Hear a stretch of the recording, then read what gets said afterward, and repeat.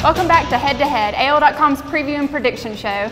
So Kevin, we were both wrong last week. I think a lot of people were wrong.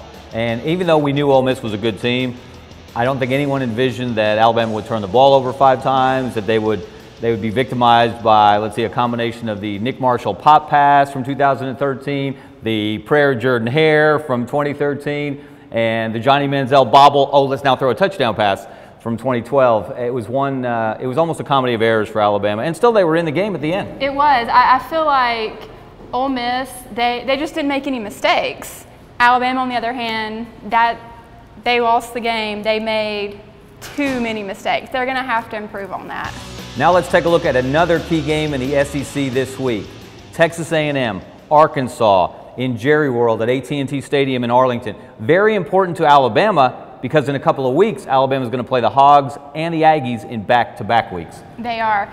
And so last week, Arkansas, they didn't look that great against Texas Tech. And 2 weeks in a row now. Right. And Texas A&M actually runs a similar offense to Texas Tech. So it's not looking so good for Arkansas in this game. So does that mean you're going with the Aggies? Yeah, I'm going to go with the Aggies on this one. And I think they're actually going to win pretty big. I'm going 35-20. I'm going to go for the upset. I think Brett Bielema gets his mojo back, and I think Arkansas wins it 31-30. Wow. So in the Alabama game this week, it seems like a foregone conclusion on who's going to win this game. Right? Wait a minute. Are you forgetting 2007? Are you forgetting that catastrophic event on the order of 9/11 and Pearl Harbor when the Warhawks walked into Bryant-Denny Stadium and beat Nick Saban and the mighty Crimson Tide? Yeah, that's not going to happen again. And I don't think Alabama wants to remember that game, for sure. No, I think that's buried deep, deep in the vault. The bigger question, though, I think, Annice, for this week is not the final score, not really who's going to win. Alabama should win the game unless something catastrophic does happen. But first of all, who starts at quarterback?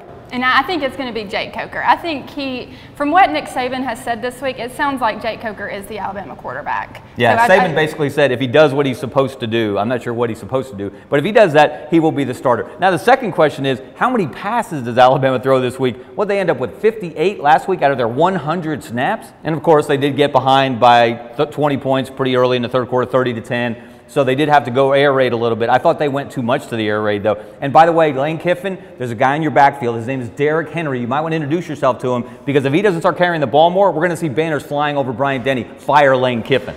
Yeah, Derrick Henry definitely needs to go to him. Feed him. So what's your final score this week? I think Alabama, they're going to get back rolling. But you know, last year after they lost to Ole Miss, it took them a couple games to get back going. Almost lost to Arkansas the next week. They did. So I'm going Alabama 35-10 in this game. Yeah, kind of conservative. Yeah, I don't think they're going to run up big numbers, but they're going to win the game. I'm going to say 40-14. Okay, let's just get through this weekend so we can flip the calendar, get to October, and the next game of the century, Alabama at Georgia in Athens. I'm going to guess the return of the blackout game. This time, Georgia doesn't wear black jerseys. And I'm sure Alabama fans are hoping for a repeat of that one.